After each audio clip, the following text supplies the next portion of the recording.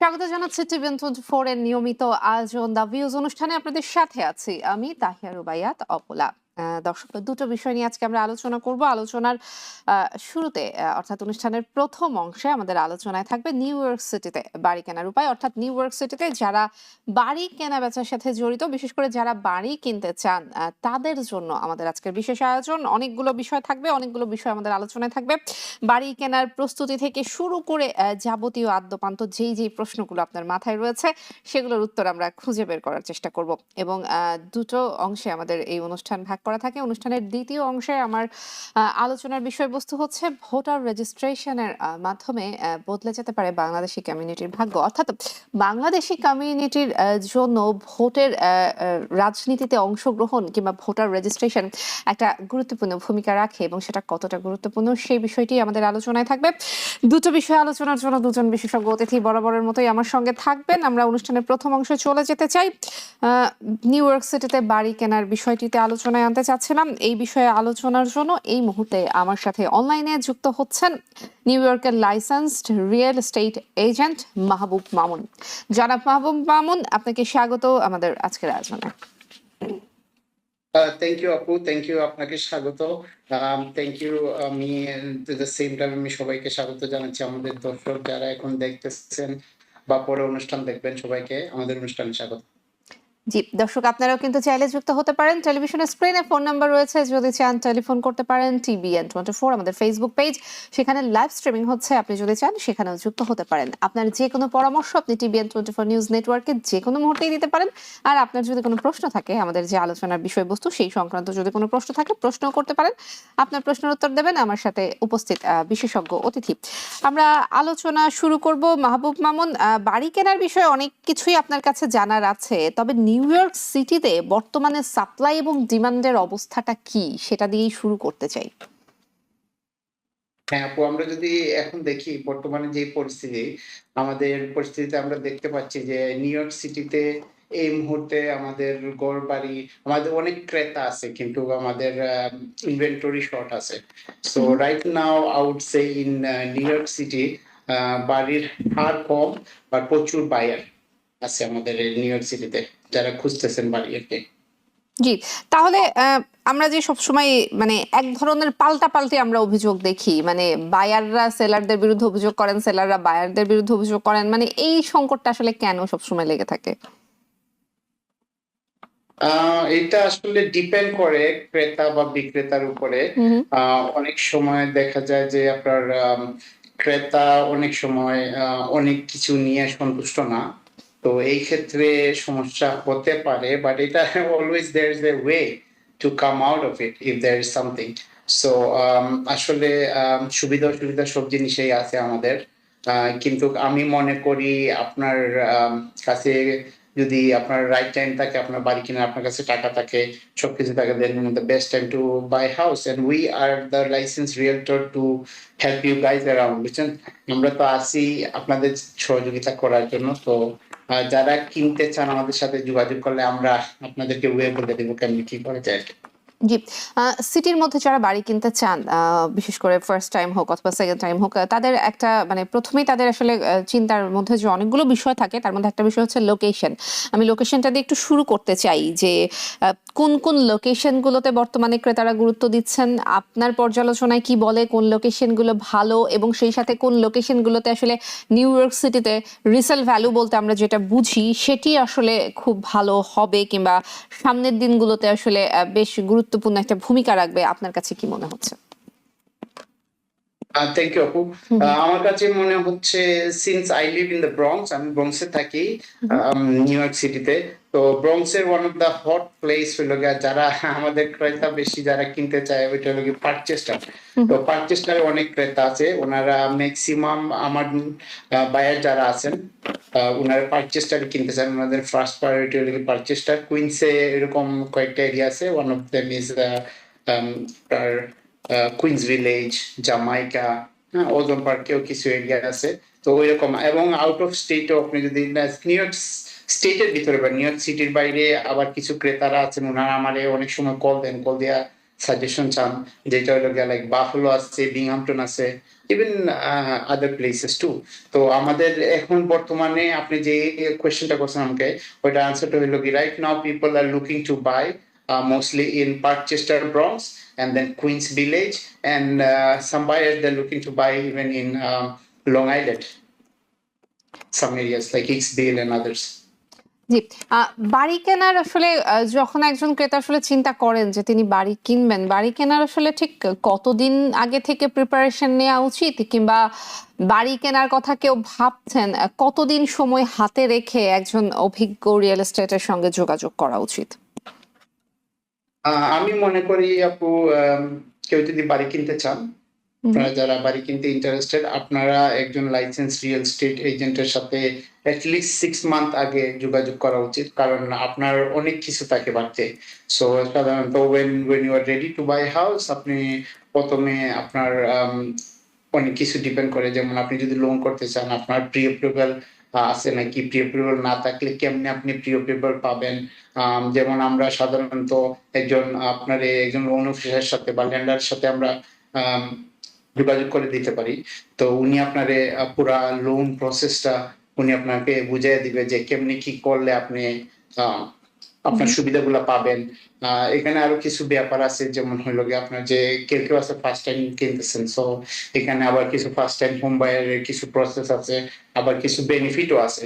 তো ওইগুলা কেমনে নিবেন, সো এগুলা সবকিছু প্রসেস শুরু করলে আমার মনে হয় অ্যাটলিস্ট আপনি 6 মান্থ আগে যদি আপনি শুরু করেন একজন অভিজ্ঞ রিয়েলটরের সাথে যোগাযোগ করার, তাহলে উনি আপনাকে পুরা গাইড করতে পারবে, এবং that save your money to, because ওই যে আপনার ক্রেডিট স্কোর কেমনে ভালো করবেন, ক্রেডিট স্কোর ভালো আছে নাকি, এগুলো অনেক প্রসেস আছে আর কি। আমরা যদি স্পেসিফিক্যালি কিছু কথা বলি তাহলে ওইটা নিয়ে আমরা আলাপ করবো। জি, নিশ্চয়ই। ফার্স্ট টাইম হোম বায়ারের বিষয়টা যেহেতু আসলো, আমি একটু ফার্স্ট টাইম হোম বায়ারের বিষয়টাতে আসবো। ফার্স্ট টাইম প্রথমবারের মতো যারা বাড়ি কিনবেন, তারা আসলে কোন কোন সুযোগ সুবিধাগুলো পাবেন? আচ্ছা, তো এখানে দুইটা জিনিস আছে যেটা ফার্স্ট টাইম হোম বায়ারের জন্য হতে পারে। নাম্বার ওয়ান হচ্ছে যে আপনি যদি ফার্স্ট টাইম হোম বায়ার থাকেন, আপনি কি কোয়ালিফাইড না নন কোয়ালিফাইড। এখানে ফার্স্ট টাইম হোম বায়ারের জন্য একটা প্রোগ্রাম আছে, ওইটাতে যদি আপনি কোয়ালিফাই হইতে হয় তাইলে আপনার সার্টেন লেভেলের একটা ইনকাম লাগবে, এবং কিছু আমাদের কয়েকটা প্রোগ্রাম আছে, যেমন ফেডি ম্যাক্স, পেনমে, এরকম কয়েকটা প্রোগ্রাম আছে। সো আপনি যদি ফার্স্ট টাইম হোম বায়ার হিসাবে আপনি যদি এগুলো প্রোগ্রামে ইনক্লুড হইতে চান, তাহলে আপনার কোয়ালিফিকেশন ওরকম লাগবে। এট দ্য সেম টাইম এখানে ডিসকারেজ হওয়ার কিছু নাই, যাদের কোয়ালিফাইড ইনকাম নাই ওনাদের জন্য আমাদের একটা লোনের ব্যবস্থা আছে, এটাকে বলে নো ইনকাম লোন। হ্যাঁ, তো নন কোয়ালিফাইড লোন। তো উনি সাপোজ ফর এন এক্সাম্পল, যারা আমাদের 1099 দিয়ে কাজ করেন, হ্যাঁ, আমাদের বাই ব্রাদার বা আত্মীয় স্বজন যারা আছেন বা বায়াররা আছেন, যারা ওই যে আপনার ট্যাক্সি চালান বা অন্য কিছু করেন 1099 দিয়ে, তো ওনাদের জন্য আরেকটা লোন আছে, ওইটা হলো আপনার নো ইনকাম লোন। তো ওইটা দিয়ে ওনারা করতে পারে। কিন্তু ওই যে ফার্স্ট টাইম হোম বায়ার ফুল প্রসেসটা যদি আমি আপনাদেরকে বলি, তাইলে আপনি ওই যে প্রথমে যদি রিয়েল এস্টেটের সাথে যোগাযোগ করেন, উনি আপনার ফুল প্রসেসটা গাইড করে দিবে আর কি। আপনি প্রথমে ওনার সাথে যোগাযোগ করলে উনি আপনার দেখবে আপনার ইনকামটা কি কোয়ালিফাই কিনা, একজন ল্যান্ডারের সাথে কথা বলে দিবে। ল্যান্ডার পরে দেখবে আপনার সবকিছু রান করে, ইফ এভরিথিং ইজ গুড, উনি আপনাকে প্রি অ্যাপ্রুভাল দিবে। প্রি অ্যাপ্রুভাল নেওয়ার পরে আপনি ঘর বাড়ি দেখা শুরু করলেন একজন রিয়েল এস্টেট এজেন্টের সাথে। পরে আপনি যে সময় খুঁজতে খুঁজতে আপনার স্বপ্নের বাড়িটা পেয়ে গেলেন, তখনই আপনি ওইখানে একটা অফার দিতে হয়। হ্যাঁ, এজ এ বায়ার আপনি সেলার এজেন্টের সাথে বায়ার এজেন্ট কমিউনিকেট করে একটা অফার দেয়। অফার দেওয়ার পরে ওইটা যদি আপনার অফারটা অ্যাকসেপ্ট হয়, তাইলে ওই যে আপনার একটা কন্ট্রাক্ট সাইন দিতে হয় আর কি আমাদের। তো কন্ট্রাক্ট সাইন গেলে ওইটা যে সময় কন্ট্রাক্টটা সাইন হয়, ওইটা হলো গিয়া ফুললি এক্সিকিউটেড কন্ট্রাক্ট। তারপরে আপনার পরের প্রসেসটা হলো গিয়ে আপনার যেটা অ্যাটর্নি উনি কন্ট্রাক্ট নিয়ে কাজ করে, তারপরে আপনার লোনের প্রসেসটা আসে। তো আপনার সবকিছু মিলে আর কি আমরা পুরা জিনিসটা একটু গাইড করে থাকি। জি, বাড়ি কেনার ক্ষেত্রে private loan, bank loan, federal loan, যে ধরনের লোনের কথাই বলি না কেন, আসলে কোন ধরনের লোন বেশি সুবিধাজনক বলে আপনি মনে করেন, কিংবা একটু ক্যাটাগরিটা একটু ব্যাখ্যা করবেন কিনা? আচ্ছা আপু, এখানে কয়েকটা লোন আছে, হুম যেমন হুম একটা হলো গিয়ে আপনার এফএইচএ লোন আছে, যেটা আপনি 3.5% ডাউন পেমেন্ট দিয়ে কিনতে পারেন। কনভেনশনাল লোন আছে, যেটা আপনি 5% ডাউন পেমেন্ট দিয়ে কিনতে পারেন। বাট ডিপেন্ড করতেছে আপনার ইনকামের উপর। হ্যাঁ, আপনার কতটুকু ইনকাম, আপনি কি এটার জন্য কোয়ালিফাইড কিনা। যদি ইন কেস আপনি কোয়ালিফাইড না হন, তাহলে আপনি লাইক 20% ডাউন পেমেন্ট দিয়ে আপনি কিনতে হুম পারেন যে কোনো সময় বাড়ি, which is I mentioned before, no income loan. So মানে আপনি যদি কোয়ালিফাইড নাও হন, আপনি চাইলে বাড়ি কিনতে পারেন, যত টাকারই বাড়ি হোক। জি। কারো যদি ইনকাম কম থাকে কিংবা ক্রেডিট স্কোর কম থাকে সেই ক্ষেত্রে আপনি বিকল্প কি পথ দেখেন? আপনাকে একটু আগে বলেছি যে হুম আপনার যদি ইনকাম কম থাকে, হুম তাহলে আপনি যদি আপনার যদি ইনাফ ডাউন পেমেন্ট থাকে লাইক 20%, তাহলে আপনি বাড়ি কিনতে পারবেন। অথবা আপনার যদি ক্রেডিট স্কোর কম থাকে, তাইলে আমরা আপনাদেরকে কিছু পরামর্শ দিয়ে থাকি কেমনে আপনি ক্রেডিট স্কোর আপ করতে পারবেন, হুম হুম কেমনে কি করতে পারবেন, পুরো ডিটেলসটা। তো আপনার আমরা সহযোগিতা করে থাকি। এট দ্য সেম টাইম আমরা একজন এক্সপার্ট ল্যান্ডারের সাথে আপনার হুক আপ করে দিতে পারি, যিনি আপনাকে পুরো প্রসেসটা গাইড করবে লোনের। জি। আ বর্তমানে নিউ ইয়র্কের যে মার্কেট, বাড়ি কেনাবেচার যে মার্কেট, সেই মার্কেটটা যদি আপনাকে আমি একটু বিস্তারিতভাবে বিশ্লেষণ করতে বলি, কারণ অনেকেই হচ্ছে যে হয়তোবা বাড়ি কিনে ফেলেছেন, এখন হয়তো ইনভেস্টমেন্টের কথা ভাবছেন আবার সেকেন্ড টাইম। আবার অনেকে হয়তোবা সারা জীবনের সঞ্চয় দিয়ে ফার্স্ট টাইম হয়তো বাড়ি কেনার বিষয়ে ভাবছেন। আমি আগে একটু মার্কেটটা সম্পর্কে আপনার কাছ থেকে জানবো। একটু বিস্তারিত যদি বলতেন। মার্কেট অনেকে মনে করতেছেন right now hmm is hmm the right time to buy house, because interest rate একটু বেশি, অনেকে মনে করতেছেন। আসলে এরকম কিছু না। আমরা প্যান্ডামিক যে সময় পাইছিলাম, ওই সময় হুম হুম ইন্টারেস্টটা অনেক কম ছিল, তাই অনেকেই আমরা মনে করতেছি যে ইন্টারেস্ট রেট অনেক হাই। এই ইন্টারেস্ট রেট এরকম 6 পয়েন্ট সামথিং এরকম অনেক আগে বাড়ি কিনছেন। আমরা জেনে থাকি যারা আগে কিনেছেন বাড়ি, বা প্যান্ডামিকে একটা সুযোগ আসছিল, আহ মানে যেটা দিয়ে আপনি কম মানে পার্সেন্টেজে বা লোন দিয়ে আপনি কিনতে পারছেন। আমরা যদি দেখি এখন বিশ্বের যে অবস্থা বা আমাদের দেশের যে অবস্থা, টেরিফের যে সমস্যাটা চলতেছে, বা ওই যে আপনার ইনফ্লেশনের যে অবস্থা, এর জন্য আমরা আশা করতেছি হুম সামনে হয়তো ইন্টারেস্ট রেটটা একটু ডাউন হবে। আচ্ছা। ফলে আপনার হবে আর কি, ইন্টারেস্টটা ডাউন হলে তারা ইজিলি নিতে পারবে। আর আপনি যে কথা বলছেন আমার যে বাসা বাড়ির কথা, বাসা বাড়ি there is no right time. আপনার কাছে টাকা থাকলে ইউ শুড ডু ইট। আমি বলবো আর কি, আমার সাজেশন হলে আপনি ইউ শুড ডু ইট। আর আপনি আম, বাড়ি কিনাতে কিন্তু আপনার আসলে লস নাই। অন্যান্য বিজনেসে অনেক সময় ইনভেস্ট করে দেখা যেতে পারে যে আপনি লাভবান হইতে পারেন, আবার লস হইতে পারে। কিন্তু আপনি যদি বাড়িতে ইনভেস্ট করেন, তাইলে আপনি দেখবেন মানে আফটার 1 ইয়ার্স 2 ইয়ার্স আপনার বাড়ির দাম অলওয়েজ আপ হইতেছে। অনেকে মনে করতেছেন যে ইন্টারেস্ট রেট হয়তো ডাউন হইলে আমি বাড়ি কিনবো, কিন্তু এট দ্য সেম টাইম আপনি এটা চিন্তা করে দেখেন, এই মুহূর্তে বাড়ির যে সঞ্চয় আছে, মানে বর্তমানে যে মার্কেটে ইনভেন্টরি কম, যদি আমাদের ইন্টারেস্ট রেট আবার কমে, সাপোজ ফর এন এক্সাম্পল, যদি ইন্টারেস্ট রেট আমাদের 5-এ চলে যায়, তাইলে আমরা দেখবো যে আমাদের বাড়ির দাম আবার জাম্প করছে মোস্ট প্রবাবলি। আমরা এটা চিন্তা করতেছি। So so there is no right time when they should buy house, when they should not. জি। এমনিতে রিয়েল এস্টেট মার্কেট ক্র্যাশের কোনো সিগন্যাল তো এর মধ্যে নেই কিংবা অদূর ভবিষ্যতে আপনি দেখছেন না। থ্যাংক ইউ আপু। আমার মনে হয় না এটা হুম পসিবল হবে, স্পেশালি নিউ ইয়র্ক সিটিতে তো না। হুম কারণ হইল গিয়া right now we are going through the tough time, but still আপনি যদি চিন্তা করেন যে আপনার লোন নিয়ে আবার কথা বলি, আপনি যদি চিন্তা করেন লোনের পার্সেন্টেজ যদি এত বেশি হয়, তাইলে আমি বাড়ি কেন কিনবো, অনেকেই চিন্তা করেন। কিন্তু at the same time inventory অনেক কম মার্কেটে। তো আপনার যখন ইন্টারেস্ট রেট কমবে, ওই সময় তো আর ক্রাশ হওয়ার কোনো চিন্তাই নাই। জি, আমরা মনে হয় অনেকখানি স্পষ্ট হয়েছি আপনার আলোচনা থেকে। এখন যে বিষয়গুলো আপনার কাছ থেকে শুনবো সেটি হচ্ছে যারা বাড়ি কেনার চিন্তা ভাবনা করছেন কিংবা এরই মধ্যে প্রস্তুতি অনেকখানি শেষ করে ফেলেছেন, তাদের জন্য শুনবো যে বাড়ি কেনার ক্ষেত্রে আচ্ছা আমি প্রশ্ন দিতে আসবো, তবে তার আগে একজন দর্শক টেলিফোনে অপেক্ষা করছেন, আমি আগে টেলিফোনটি নিয়ে আসি। দর্শক কে আছেন সাথে, নাম বলে প্রশ্নটি করুন। Thank you. আমার নাম সাইমুল। হুম হুম জি। আমি প্রধান থেকে বলছিলাম। হুম, হুম। তো আমাকে যে ভাই অ্যান্সার করছে উনি তো অ্যাকচুয়ালি কোনো কোশ্চেনই ক্লিয়ারলি মেনশন করছেন না। উনি শুধু বলছেন অন দ্য স্পট যোগাযোগ করার জন্য।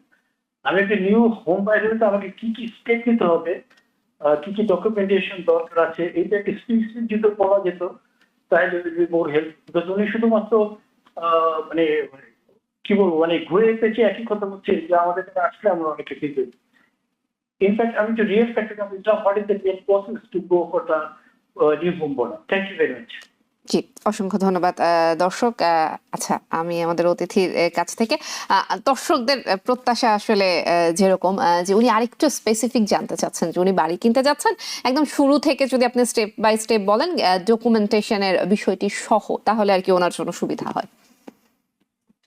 থ্যাংক ইউ আপু। হুম, তাহলে আমি যদি বলি, আমি জানি না উনি ফার্স্ট টাইম হোম বায়ার কি second time home hmm, buyer, hmm, hmm, hmm, but আপনি বাড়ি কেনার জন্য প্রথমে আপনি একজন বিজ্ঞ রিয়েলটরের সাথে যোগাযোগ করবেন।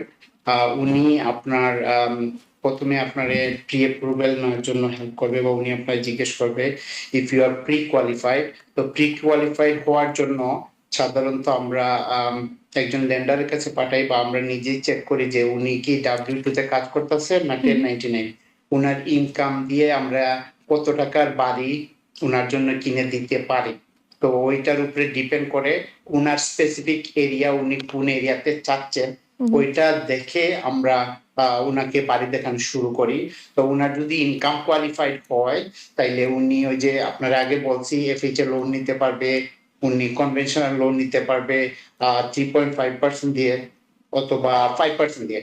আর যদি উনি নন কোয়ালিফাইড হন, লাইক ফর এন এক্সাম্পল উনি 1099 অথবা উনি ট্যাক্সি বা উবার বা কিছু একটা চালান, তো উনি ওই ক্ষেত্রে 20% মিনিমাম ডাউন পেমেন্ট দিয়ে, উনি যদি আরো বেশি দিতে পারেন ভেরি নাইস, অথবা মিনিমাম 20% ডাউন পেমেন্ট দিয়ে উনি বাড়ি কিনতে পারবেন। তো ওইটা দিয়ে আমরা প্রথমে ওনার একজন ল্যান্ডারের সাথে কথা বলাই দিই। ল্যান্ডার পুরো জিনিসটা চেক করে ওনার ক্রেডিট স্কোর, ওনার down payment, what kind of work he does, সবকিছু মিলে ওনাকে একটা প্রি অ্যাপ্রুভাল লেটার দেন। ফর এন এক্সাম্পল, যে ভাই আমাকে কল দিয়েছেন, উনি যদি প্রি অ্যাপ্রুভাল লেটার পান আপ টু $1 million, তাইলে আমরা $1 million ওনারে আপনার বাসা দেখানো শুরু করবো। ওনার এরিয়া ভিত্তিক আর কি। সাপোজ ফর এন এক্সাম্পল উনি ব্রঙ্কসে বাড়ি কিনতে চান, তো ব্রঙ্কসে আমরা শুরু করলাম। ব্রঙ্কস তো অনেকগুলো এরিয়া আছে। তো আমরা দেখাতে দেখাতে উনি যে সময় ওনার স্বপ্নের বাড়িটা খুঁজে পাবেন, ওই সময় আমরা as I told you before, ওই সময় আমরা একটা অফার দিব বায়ার এজেন্ট হিসাবে, সেলার এজেন্টের সাথে কথা বলে। আমাদের অফারটা যদি অ্যাকসেপ্টেড হয়ে যায় তাইলে আমরা একজন অ্যাটর্নি হায়ার করব। অ্যাটর্নি হায়ার করে আমরা যদি আমরা দুইজন এগ্রি হই তাইলে আপনার ওইটা আমরা কন্ট্রাক্টে যাব, কন্ট্রাক্ট সাইন করব। কন্ট্রাক্ট সাইন করার পরে ওই টার্মটাকে বলে fully executed contract. Fully executed contract হওয়ার পরে ওনার লোন প্রসেসটা শুরু হবে। ল্যান্ডারের সাথে উনি কথা বলবেন, যে ল্যান্ডারের সাথে উনি কথা বলে যে আপনার প্রি অ্যাপ্রুভালটা নিয়ে আসছেন, তো ওনার সাথে কথা বলে উনি লোনের প্রসেসটা শুরু করবেন। তো যে সময় উনার এভরিথিং গুড টু গো, ওই সময় লোন অফিসার সাধারণত একটা টার্ম আছে C, clear to close, CTC। তো উনি যেহেতু সবকিছু কোয়ালিফাই, তাহলে ক্লিয়ার টু ক্লোজে উনি চলে গেছেন, that means we are good to গো। তো আমরা ওই সময় আমরা ক্লোজের দিকে চলে যেতে পারি আর কি। তো আমরা জি। ক্লিয়ার টু ক্লোজ সিগন্যাল পাওয়ার পরে আমরা অ্যাটর্নির সাথে মিটিং করে একটা ক্লোজিং ডেট ফেলে ওখানে আমরা যে আপনার ওই যে বিলটা ক্লোজ করি। জি, ডকুমেন্টেশনের বিষয়গুলো আরেকটু স্পেসিফিক করবেন কিনা, কি কি ডকুমেন্টেশন দরকার? আচ্ছা ভাইয়া, যদি for an example if is buying a property for $1 million, উনি ওনার ডকুমেন্টেশন লাগবে হলো আপনার ওনার ইনকাম কি কি আছে, হুম, তারপরে W2 তে কত বছর উনি কাজ করতেছেন, এট দ্য সেম টাইম কোন কোম্পানিতে কত বছর কাজ করতেছেন। উনি যদি 1099 থাকে তাহলে ওইটাতে কত বছর কাজ করতেছেন, উনি পে স্টাফ কি আছে, রানিং পে স্টাফ, তো ওনার পেজটাতে উনি উইকলি কত টাকা পাইতেছেন এবং কত আওয়ার কাজ করতেছেন, এগুলো সব মিলে এগুলি ডকুমেন্টেশন সাধারণত লাগে, এবং ওনার ক্রেডিট স্কোরটা হলো অনেক ইম্পর্টেন্ট।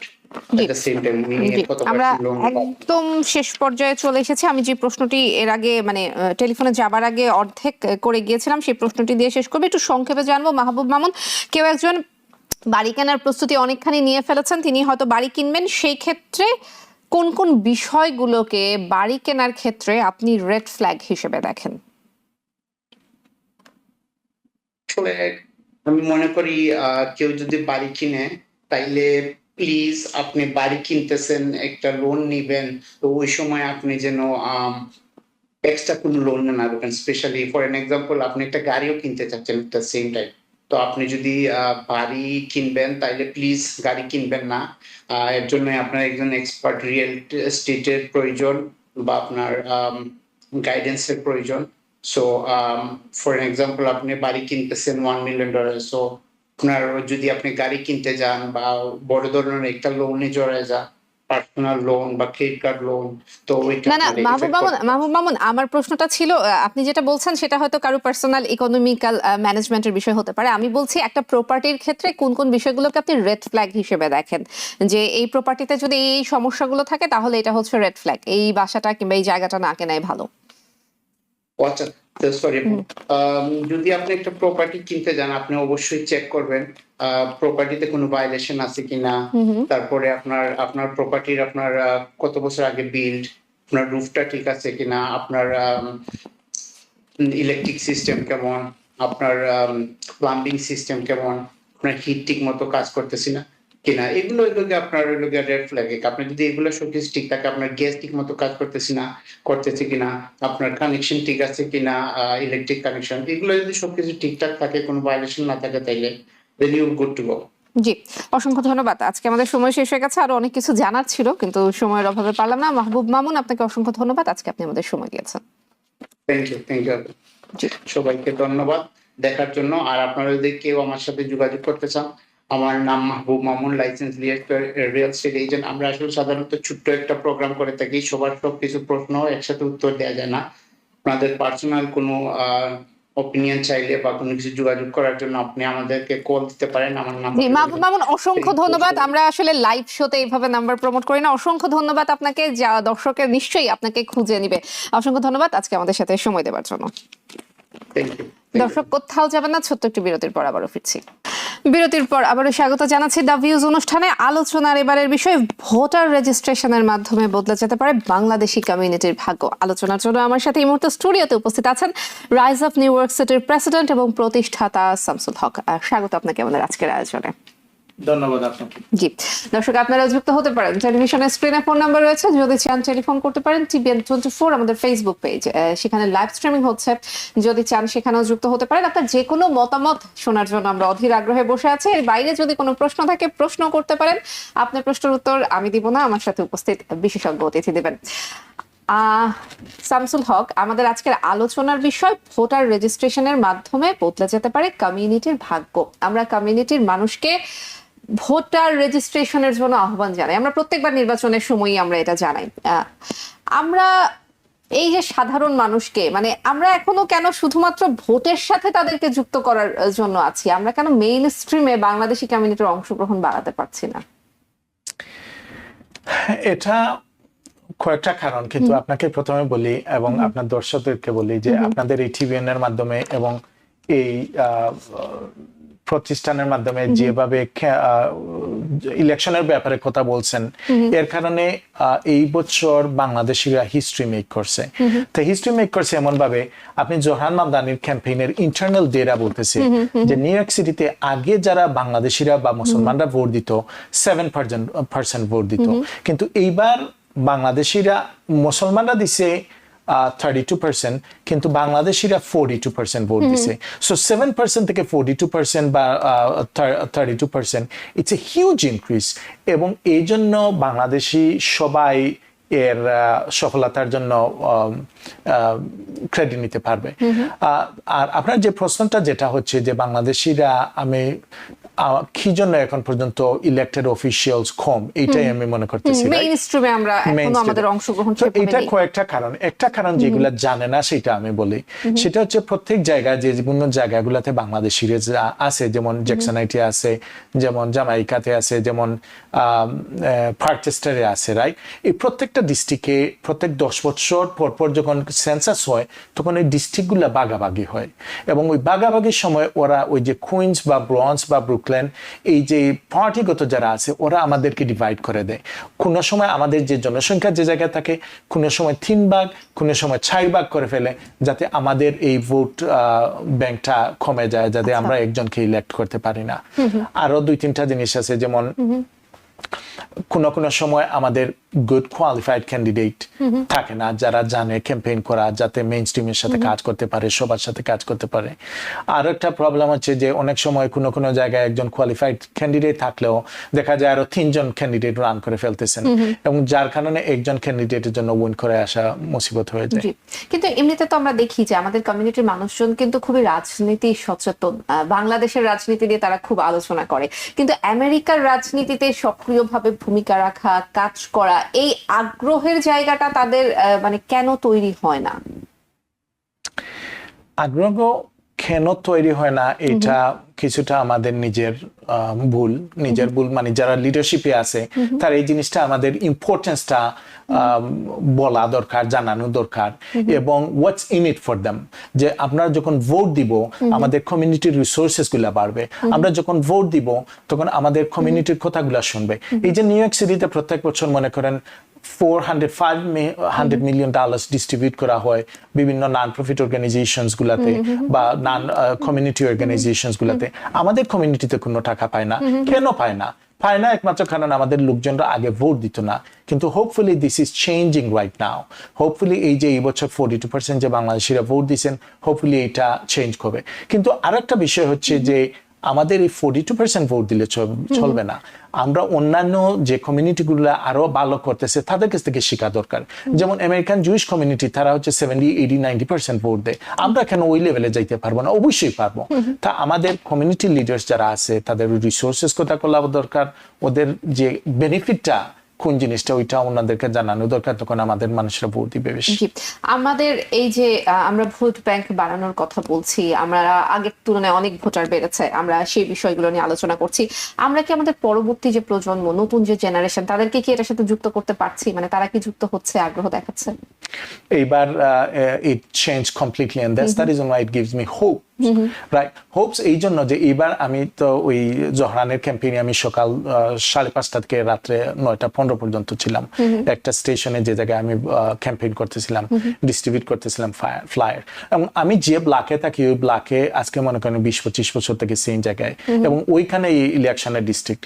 কিন্তু আমি এমন ছেলে মেয়েদেরকে দেখছি যারা ইয়াং, 18, 19, 20, কোনোদিন ওদেরকে দেখি নাই এই ব্লকে, কিন্তু ওরা ঠিকই ওদের মাদেরকে, বাবাদেরকে, নানাদেরকে, নানিদেরকে নিয়ে আসছে এবং ভোট দিতেছে। এইবার চেঞ্জটা হয়েছে যে জিনিস, ইউজুয়ালি প্যারেন্টসরা বলে hey go get out and vote, কিন্তু এইবার হইতেছে যে বাচ্চারা, ইয়াং জেনারেশন যারা, তারাই বলতেছে get out and vote.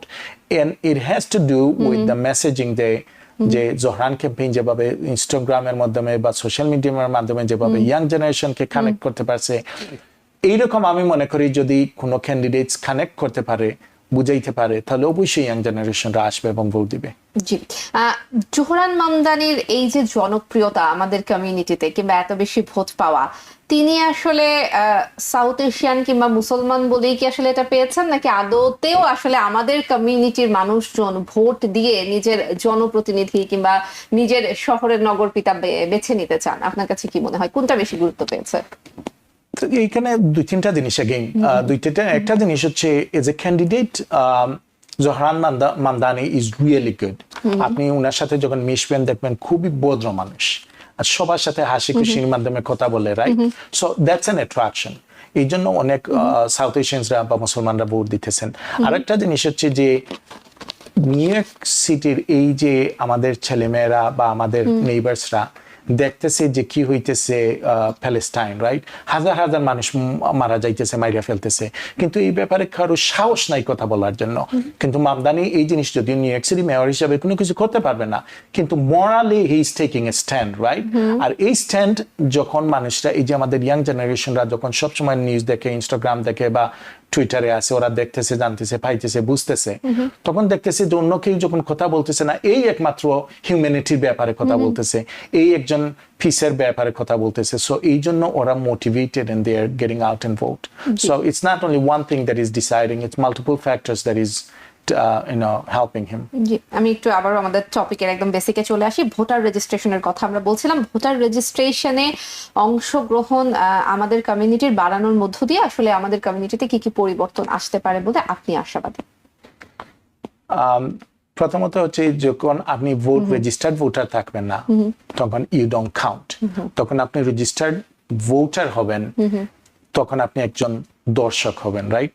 You can, and যখন you participate in voting, then you became a decision maker, right? তা আমাদের যে জিনিসটা হবে, যখন আমাদের লোকজনরা ভোট দিবে, আমাদের কমিউনিটিরা যখন 70, 80, 90% ভোট দিবে, দুই তিনটা জিনিস হবে সাথে সাথে। একটা জিনিস হচ্ছে যে আমাদের, আপনি দেখবেন শুধু একজন ইলেক্টেড অফিসিয়ালস না, যে শাহানা হানিফ, আপনি দেখতে পাবেন আরো শাহানা হানিফ নিউ ইয়র্ক সিটিতে কয়েকজন বাংলাদেশিদের মধ্যে হয়ে গেছে, এবং ওই জায়গাগুলো আছে আমাদের যেখানে করা যাবে।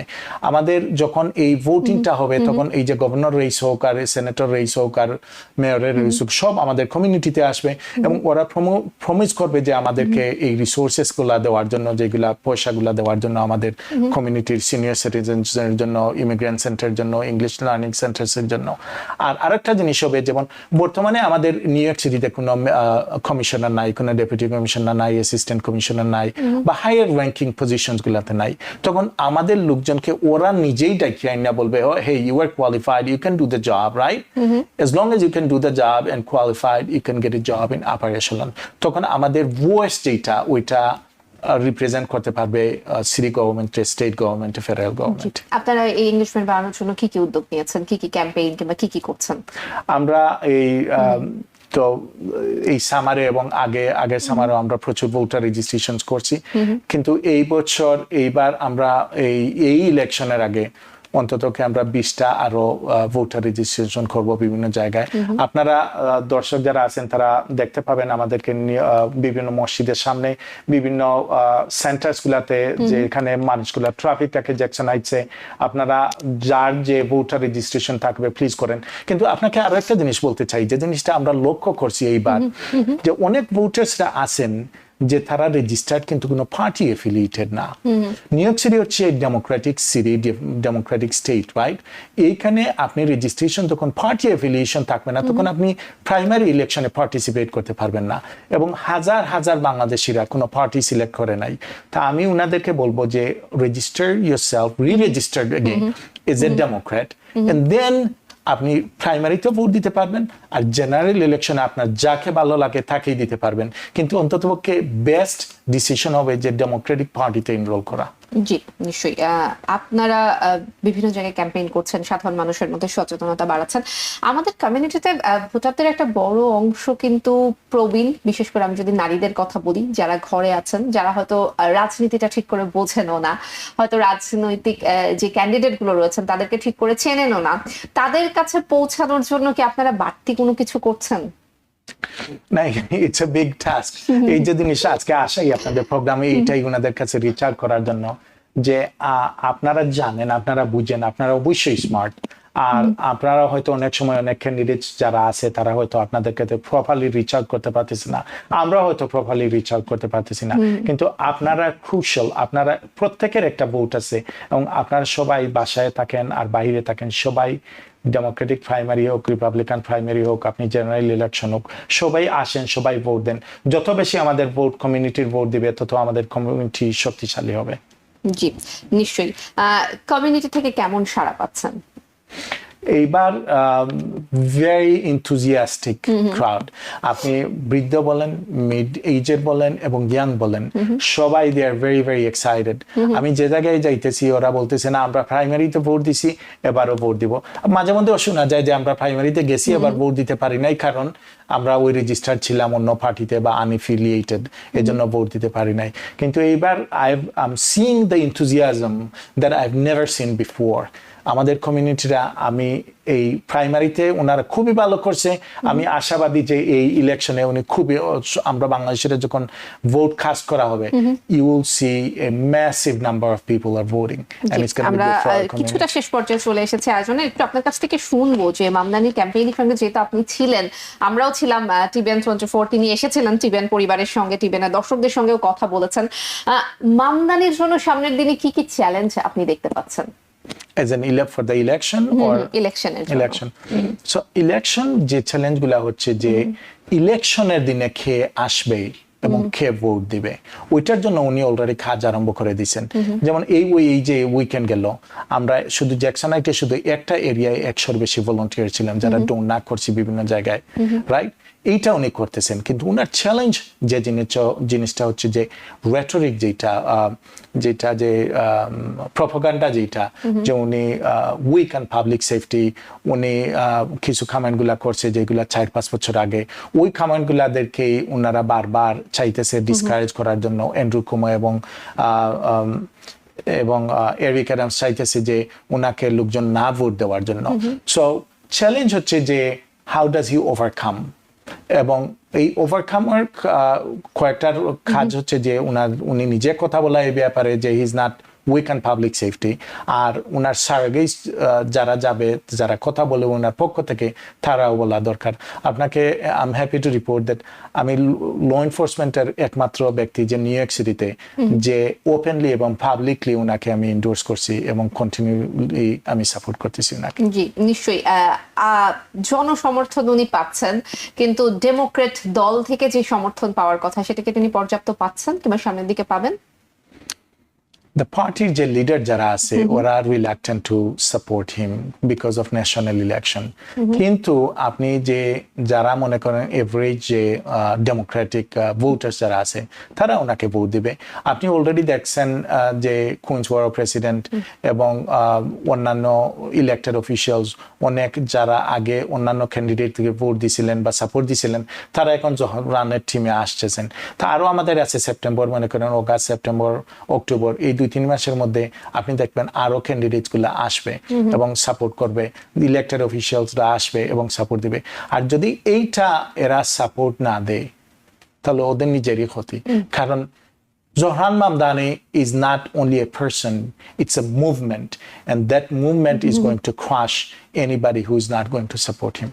জি, জনাব শামসুল হক, আমরা একদম শেষ পর্যায়ে চলে এসেছি। একদম শেষ মুহূর্তে বাংলাদেশি কমিউনিটির মানুষদেরকে, আমাদের টিভিএনের দর্শকদেরকে ভোটার রেজিস্ট্রেশন করতে উদ্বুদ্ধ করার জন্য যদি আপনি কোনো বার্তা দিতে চান।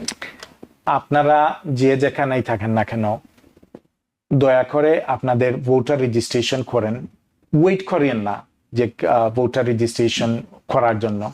যত বেশি আমাদের লোকজন ভোট দিবে, তত বেশি আমাদের কমিউনিটির ইমপ্রুভমেন্ট হবে। আপনি শুধু আপনার জন্য না, আপনার ছেলেদের মেয়েদের ভবিষ্যতের জন্য আপনি ভোট দেন। আপনারা সবাই পার্টিসিপেট করেন। জি, আপনাকে অসংখ্য ধন্যবাদ আজকে সময় দিয়েছেন। আপনাকে অনেক ধন্যবাদ। ধন্যবাদ জানাবো দর্শকদেরকে। দ্য ভিউজ অনুষ্ঠানে এই ছিল আজকের মতো। টিভিএন 24 নিউজ নেটওয়ার্কের সঙ্গেই থাকুন সবসময়। টিবিএন 24 টেলিভিশন দেখতে আজই কল করুন 7187776556। লগ ইন করুন www.totalcablebd.com। নিউ ইয়র্ক থেকে সম্প্রচারিত টিবিএন 24 টেলিভিশন বিশ্বজুড়ে বাঙালির কণ্ঠস্বর।